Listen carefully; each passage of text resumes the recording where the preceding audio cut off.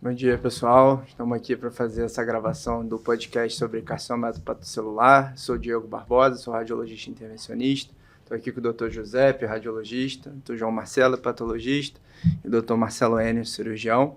Vamos discutir aqui um caso de uma paciente do sexo feminino, de 41 anos, uma cirrose hepática por um vírus C, que foi tratado e considerado curado em 2018. Era um child A6B7, aí por conta de uma CIT que variava, né? Tinha hipertensão porta. Em abril de 2022, teve uma descompensação aguda hidrópica da cirrose no contexto do terceiro trimestre da gravidez do segundo filho. E o parto foi em junho de 2022. Esse é o laboratório dela. Um mês aí, logo depois do parto, ela veio uma consulta de rotina, né, patologia. Foram solicitados esses exames. E aí foi vista essa alfa-fetoproteína aí muito elevada. E aí eu já pergunto aqui para o João, né, qual é a orientação, se existe uma orientação para as pacientes cirróticas em relação à gravidez, se existe alguma coisa alguma contraindicação a gestar, e o que a gente pensa num valor desse numa paciente puérpera? Existe alguma correlação? A gente tem que mudar o nosso pensamento habitual? Legal, Diego. Esse é um tema bem interessante porque não é uma coisa que a gente vê no dia a dia, uma paciente com cirrose engravidando. E mais ainda nesse caso com cirrose e hipertensão portal. A gente teve alguns casos lá na UFRJ, a gente fez uma grande revisão da literatura alguns anos atrás, por exemplo, sobre o que fazer com varizes de esôfago na gestação. É um tema bem difícil, não há consenso na literatura, até porque não existem grandes coortes. Mas fato é que é um caso incomum de uma paciente com cirrose e hipertensão portal engravidando. Felizmente para ela aconteceu, né? Não é muito comum da gente ver. Sim. Mas no final da gestação ela acabou descompensando da cirrose. Isso foi muito ruim. Pelo que eu entendi, nesse momento aí o filho já tinha nascido. Já tinha nascido. Interessante o caso. E aí ela seguindo um rastreamento de carcinoma hepatocelular, como todo paciente com cirrose, fazendo imagem em alfa-fetoproteína, a gente se deparou com essa alfa-feto muito alta e isso é imperioso da gente fazer uma imagem para procurar se tem algum tumor. Com um detalhe que na gravidez a gente pode ter também alfa-feto alterada, né? Então, mas isso ela já estava no puerpério. Já estava no puerpério, exato. Tá, então esse valor a gente considera, vamos dizer assim, alterado normalmente, né? Ela já por um provável tumor, né? Então isso aí ela já deixou de ser grávida, ela voltou a ser uma paciente normal brincadeira. E é isso, temos que rastrear para ver o que está acontecendo com ela. Agora, posso fazer um comentário? Claro. Nesse caso, por ela ser cirrótica, ela deveria estar sendo acompanhada durante a gestação como uma cirrótica, ou seja, ela deveria estar fazendo alfa-feto e ultrassom durante a gestação, em algum momento, né? Sim. E a gente não sabe se isso foi feito, se eu vi não tinha esse dado, assim, né, do passado. O que a gente encontrou, assim, da história dela retrospectiva foi esse alfa-feto muito alterado, e daí que veio toda a investigação. O que acontece às vezes é que a mulher fica tão envolta ali com as coisas do pré-natal e acaba às vezes esquecendo o rastreamento, sem contar as limitações de rastreamento no terceiro trimestre, né? Porque você já não tem tanta janela boa ali para examinar o fígado, enfim. Mas ela devia estar, com certeza, fazendo rastreamento. Se para o rastreamento a gente tem uma adesão que gira em volta de 40%, né? Um pouco menos da população em geral, imagina uma gestante que está preocupada com outras coisas, né? A preocupação devia ser a ultrassonografia obstétrica. Exatamente. E não olhar o fígado. E aí a gente partiu, né, para investigação por imagem, fez esse exame de tomografia aí, com o Instituto Trifásico. Dr. Giuseppe, se quiser comentar aí sobre as imagens. Perfeito. Bom, a gente tem então um exame de tomografia de 4 fases, uma fase sem contraste, arterial, portal e equilíbrio ou tardia, que é um dos métodos junto com a ressonância magnética para estudar esses pacientes com elevação de alfa-fetoproteína. Nesse caso, não adianta fazer ultrassom, né? Tem que partir logo para o método axial. E aí a gente vê uma lesão hipervascular na fase arterial, com a lavagem tardia e uma pseudocápsula. Então, tem que fecha o diagnóstico de hepatocarcinoma, um LIRAD-5. A chance desse ser um hepatocarcinoma sem alfa-fetoproteína seria ao redor de 96%. Com alfa-fetoproteína é 100%. E aí a gente faz aí o algoritmo do LIRAD, né? E aí a minha pergunta Em relação ao diagnóstico por imagem do CHC, a gente considera hoje que a ressonância é superior à tomografia, e o que a gente tem do papel do contraste hepatoespecífico aí nesse cenário? Ok, essa é uma pergunta muito, muito boa, mas também que permite muita discussão. Então, o documento do LIHADS, assim como todos os documentos da SLD, da Sociedade Europeia, eles colocam a tomografia e a ressonância magnética no mesmo nível, no mesmo plano. Então, não há nenhuma recomendação de você utilizar um ou outro método, né, em desfavor do outro. Dito isso, evidentemente que a ressonância magnética, ela dá algumas informações adicionais que a tomografia não dá. Então, eu diria para vocês, para a gente simplificar ao máximo o conceito, para você caracterizar um hepatocarcinoma como LIHADS 4, LIHADS 5, mesmo um LIHADS M, ou seja, para os critérios LIHADS, os dois métodos são equivalentes. Evidentemente, você pode utilizar um método e há uma discrepância com os níveis de alfa-fetoproteína, por exemplo. A tua probabilidade pré-teste te surpreende. Você pode migrar para o outro. Isso vale de um jeito ou de outro. Pacientes muito doentes, com ascite volumosa, dispineicos, geralmente eles se beneficiam da tomografia, porque é um exame mais rápido, né, e as apneias são mais curtas, etc. Tem um outro conceito que eu gostaria de aproveitar aqui para inserir, que é biomarcador. Né? Então, biomarcador por imagem. Então, pode ajudar a estabelecer prognóstico desse hepatocarcinoma. E aí a ressonância magnética ela oferece umas ferramentas que a tomografia não tem. Uma delas é o contraste hepatoespecífico, por exemplo. Então, você pode ter sinais precoces de microinvasão vascular, que é um marcador prognóstico negativo, né? Um pior prognóstico. E esses sinais, mais da metade, são inerentes ou são exclusivos à ressonância magnética. Voltando para o Primovist, para a detecção do hepatocarcinoma, essa é uma baita de uma controvérsia. Né? A gente teve uma discussão recentemente com uma série de colegas, radiologistas, inclusive foi a Bayer que promoveu essa discussão, esse embate. E a gente tem posições onde, por exemplo, alguns colegas radiologistas, eles acham que se você identificou um nódulo no ultrassom, um paciente cirrótico em rastreamento, o exame seguinte é a ressonância magnética com contraste hepatoespecífico. Eu, particularmente, acho que é a ressonância, sim. Eu prefiro a ressonância do que a tomografia, nesse contexto, mesmo sabendo, né, das recomendações. Mas eu não começo com contraste hepatoespecífico. Eu começo com contraste extracelular. Tem uma questão econômica. A gente se surpreendeu. O contraste extracelular, o comum, né, ele custa 1/6 do contraste hepatoespecífico. É óbvio que quando você coloca isso dentro do custo do tratamento do paciente, isso é irrisório, né, o transplante. Mas você pensa em grandes grupos populacionais, tá? Então a gente começa com o contraste extracelular, mas de novo, não há consenso. E só lembrando a última coisa, está demonstrado que o contraste hepatoespecífico ele é particularmente útil para você identificar nódulos menores do que 1 centímetro. No nosso meio, a gente não sabe o que fazer com esses nódulos menores do que 1 centímetro. Então, o que eu faço com isso?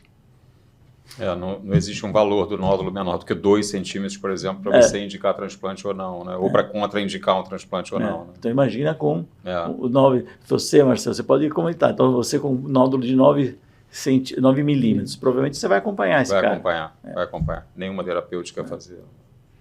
E aí, então, a gente está de frente aí de um LIHADS 5, né? Que foi o que a gente diagnosticou, e ali a gente seguindo aqui a recomendação aí do LIHADS, a gente vai para uma discussão multidisciplinar, e é a nossa clássica tabela do BCLC, que é sempre polêmica, mas que está sempre na discussão. E aí eu já vou direcionar aqui para o Marcelo umas perguntas, né? Em relação ao critério estendido, essa paciente seria possivelmente uma candidata ao critério estendido do transplante? Tem duas coisas nessa paciente que preocupam em relação ao transplante, né? Uma, em relação ao que você falou de critério estendido, é o tamanho do nódulo, né? Ele é acima de 5 centímetros, é 6,5 centímetros, Sim. Se eu não me engano. Então, poder transplantar pode, mas não poderia ser transplantada, por exemplo, com doador cadáver na nossa legislação brasileira. E tem um outro ponto que aí preocupa mais ainda, que é o valor da alfa-fetoproteína. Ela tinha uma alfa-fetoproteína mais de 100 mil. né? A gente sabe que a alfa-fetoproteína acima de 1000, a gente pensa muito em não transplantar esse paciente quando ele tem alfa-fetoproteína acima de 1000. Não é contraindicação? É uma contraindicação. Porque a gente sabe que tem um pior prognóstico. Então, assim, esse paciente precisaria de algum outro tratamento, né, ponte, se a gente pensasse para o transplante. A gente precisaria de outro método para ela antes de pensar no transplante. E em relação à hipertensão porta, o que isso atrapalha na sua decisão ali de ressecabilidade, transplante, o que muda o fato de ter hipertensão porta? Ela tinha ali um baço grande, tinha varizes, enfim, já tinha várias, vamos por hipertensão porta assim, avançada, né, vamos dizer. Pouco mais de 50 mil plaquetas, Isso, né, um exatamente. hiperesplanismo realmente importante, varizes de esôfago. A gente sabe que esses pacientes, isso veio há muito tempo já, principalmente do Oriente. A gente sabe que operar, ressecar, fazer uma hepatectomia num paciente que já tem hipertensão porta, esse paciente, a maioria deles descompensa no pós-operatório e não recupera mais a função. Isso traz para eles uma mortalidade elevada e uma morbidade também. São aqueles pacientes que depois vão ficar com ascite, vazando ascite pela ferida, eles não vão se recuperar disso. Então, a gente é um fator que contraindica uma ressecção parcial, né? Uma hepatectomia parcial nesses casos, a hipertensão portal. João. Não, concordo com tudo que o Marcelo falou. Essa é uma paciente que é uma boa candidata para a gente ter, muito jovem ela, né? Tentar fazer um downstage, né? Sim. Do tamanho do tumor e o que a gente brinca agora, downstage de alfa-fetoproteína. Biológico, né? Biológico, para ver se a gente consegue oferecer um tratamento de altíssima sobrevida a longo prazo, que é o transplante hepático. E aí foi o que foi decidido, né? A gente optou aí por fazer quimioembolização, né? O TACE, foi feita aí uma sessão, e aí só mostrando ali a arteriografia inicial, né? Mostrando a lesão aqui, uma lesão bem definida, bem encapsulada, e aqui entrando em detalhes do procedimento, a gente vê que era um vaso nutridouro, que isso já leva um melhor prognóstico para o tratamento, né? Quando a gente emboliza um vaso só e que nutre praticamente toda a lesão. A gente optou aqui por usar só microesferas sem quimioterápico por conta da lactação. Então isso aqui não teve quimioterapia associada, foi só embolização mesmo. Esse aqui já é o aspecto praticamente final da embolização. E esse detalhe do sangramento intratumoral aqui é um fator de bom prognóstico na resposta, né? A gente sempre gosta que sangre, apesar de todo mundo ficar meio assustado. É bom ver sangramento intratumoral porque a gente sabe que o tumor responde melhor. E aí o controle final, a gente já vê lá a lesão totalmente excluída, né, da vascularização hepática. Essa paciente volta com 15 dias para uma consulta de rotina e aí já tem um alfa-feto ali já de 3.000 e pouco, muito menor, né, do que a gente tinha. E aí eu perguntar, João, quando a gente faz quimioembolização, a gente costuma lá de rotina lá no HU, o paciente geralmente volta com uma semana, 15 dias, o que a gente espera ver de alteração de exame laboratorial? Às vezes a gente vê um aumento de enzimas hepáticas, enfim, dependendo do grau de disfunção hepática, pode piorar um pouquinho a bilirrubina, mas se a gente selecionar bem os nossos pacientes, não tem grandes surpresas, né? A revisão mais importante é feita com 1 mês, quando a gente faz uma nova imagem para ver o quanto que a gente teve de sucesso no tratamento. E aí o laboratório de 1 mês também esse é um laboratório precoce, Sim, né? 15 então, dias. Tô doido para ver essa alfa-feto aí mais para frente. E aí uma dúvida pessoal aí, Marcelo, assim, quando a gente faz quimioembolização, algum outro tratamento local, quando vocês vão operar ou vão transplantar, isso traz alguma dificuldade técnica? Assim, a gente sabe que em outros procedimentos a gente bota cola, às vezes fica aderido, tem algumas dificuldades. A quimioembolização traz alguma coisa, assim, alguma questão? Acho que nenhuma dificuldade técnica, né? Hoje, ainda mais hoje, acho que talvez há 20 anos atrás a gente tinha um pouquinho de receio, os catéteres eram mais grossos, né? Se batesse, dissecasse uma artéria, ia poder atrapalhar o transplante ou trazer mais dificuldade técnica para o transplante, ter que usar enxerto vascular. Mas hoje os catéteres são microcatéteres, né? Vocês atuam de maneira brilhante e não causa nenhum problema, nenhuma dificuldade para o transplante. A paciente nem descompensou, né? Você vê que ela a bilirrubina melhorou. Continua, é um child A ali, a bilirrubina de 1.4, Albumina boa, INR 1.2, né? Não descompensou absolutamente nada. E aí, 1 mês depois, volta aí, como o João falou, para fazer a tomografia de controle. Tem essa alfa-feto aí já de 168, né? Giuseppe, falar alguma coisa aí da imagem? Sim, quando você faz o tratamento, isso vale para radiofrequência ou para TASSE, o controle pós-tratamento, claro, você pode fazer por, por tomografia ou por ressonância. A gente prefere fazer, que eu digo, a literatura e os radiologistas, de uma forma geral, existem evidências que indicam que é melhor fazer por ressonância que por tomografia. Sim. Por quê? Você pega esse caso aqui. O diagnóstico de persistência tumoral, né, ou de tumor viável, é feito através da área de realce intralesional na fase arterial. Essas áreas de realce intralesional na fase arterial são demonstradas como imagens hiperdensas ou hiperintensas. Muito bom. Se a lesão pré-injeção de contraste já for hiperdensa ou hiperintensa, como é que você vai saber se houve realce ou não dentro daquela lesão? Fica difícil. Na ressonância eu tenho duas vantagens. Primeiro, eu posso fazer subtrações. Então, eu retiro o que seria previamente hiperdenso, que é branco, eu consigo retirar. E se durante a fase arterial eu identificar alguma área branca hiperintensa, eu já sei que aquilo é novo, porque eu fiz uma subtração do que era pré-existente. Na tomografia eu não tenho essa possibilidade. Tem um outro problema, o lipiodol, né? Quando você usa lipiodol, o lipiodol é hiperdenso, é branco, na tomografia. Mas na ressonância ele não aparece. Então, ponto para a ressonância. Então, vamos pegar esse caso agora que você está mostrando.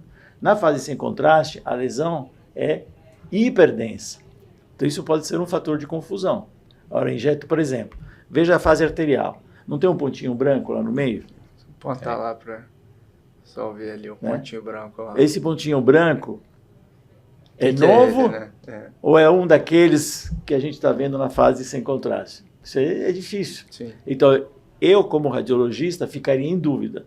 Eu diria para você, olha, vamos tentar complementar com uma ressonância magnética para resolver esse problema.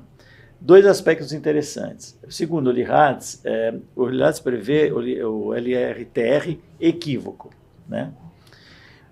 Está demonstrado que o LRTR equívoco, em 70% dos casos, quase 80%, tem tumor viável. Então, se eu falei que é equívoco, você não sei o que é, na macroscopia, na peça, ele vai ter tumor viável. 70%, 80% dos casos. A questão é que esses pacientes, eles fazem controle, salvo o melhor juízo, de 3 em 3 meses, certo? Então, via de regra, se é equívoco hoje, pode não ser equívoco daqui a 3 meses. E a literatura mostra que não é um desastre você retardar em 3 meses, né, fazer um novo procedimento. Então, no final das contas, é isso que a gente entende. O último comentário é, se vocês receberam um laudo, está escrito assim, LRTR não avaliável, significa que o exame não foi realizado de forma adequada. Então, idealmente, o radiologista deveria mandar retornar o paciente e refazer o exame. Mas isso nem sempre é possível, tem a questão da teleradiologia, o exame feito de um lugar, o radiologista da outra, enfim. Então, o LRTR não avaliável não significa que a lesão não permite a identificação. Significa que o exame não foi feito da maneira correta que preconizado. E o LIRADS coloca isso, né? Você deve tentar usar o mesmo método. Usou TC, faz TC, ou escala para ressonância, mas nunca o inverso, né? Isso é importantíssimo. Está aí o Marcelo aí, que é um prescritor de exames, né? É muito comum, graças a Deus cada vez menos. Mas tem alguns oncologistas, alguns cirurgiões, hepatologistas, que fazem o seguinte, eles pedem alternado. Faço aqui, 3 meses um, 3 meses outro, achando que estão fazendo o melhor negócio. Esse é o pior negócio, porque os métodos, apesar de serem equivalentes, eles não são comparáveis. E a mesma coisa com o Primovist. Uma vez que você começa a fazer com o Primovist o exame, é Primovist forever and ever. Porque ele vai mostrar lesões que depois você não vai saber se ela já estava lá, se não estava, se surgiu, aquela confusão. Deixa eu fazer um comentário aqui importante, José, em relação ao seu laudo nessa paciente, porque essa paciente estava fora de critério de transplante, né? Tinha um tumor com mais de 6 centímetros, mais de 5, 6,5, então ela estava fora de critério de transplante. Quando faz um procedimento, né, no caso ela fez uma embolização, a gente espera que esse tumor diminua de tamanho. Mas no CHC, a gente sabe que a gente aceita, não é o RECIST, é o M-RECIST, né? É a área de captação, a área de tumor viável ali dentro. Então, às vezes, o tumor continua acima de 5 centímetros, Sim. né, a circunferência dele. Mas a área de captação passou a ter 1, passou a ter 2 centímetros, e isso vale. Então, é muito importante ter isso no laudo, porque é isso que vai permitir ou não o paciente ingressar numa lista de transplante. É isso aí. E pior ainda se você for fazer radiofrequência, né? Porque aí a lesão aumenta, na verdade. A radiofrequência, ela não não permite aceita, a minha resiste. ela não está sendo aceita. Por enquanto, né? Por enquanto. Ela não está sendo aceita ainda pelas portarias do Sistema Nacional de Transplante como downstage do paciente. Não se sabe por quê, mas é isso que está escrito no papel. É isso.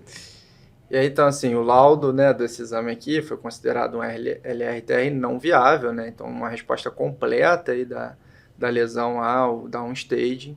E aí voltamos aqui agora à nossa discussão para saber qual é o caminho agora que a paciente tem uma lesão que está agora dentro do critério, não está, a gente tem que seguir, vamos fazer dar outro quimioembolização na frente como ponte, qual seria aí agora a ideia? Oi, patologista, por favor. Então, vamos lá. É muito importante passar para quem estiver assistindo que a gente fez um tratamento paliativo para essa paciente. A gente não deixou ela curada, porque pode ainda ter alguém que esteja achando que ela ficou curada porque não tem tumor viável. Então, a gente precisa passar para um próximo tratamento para ela que seja curativo. Senão, essa doença vai recidivar em 100% dos casos. Uma mulher jovem, imagino que ela tenha boa saúde, não tenha grandes comorbidades, com um tumor que a gente conseguiu fazer um downstage, ela vai para o transplante hepático como melhor opção de tratamento. Isso aí não é dúvida nenhuma.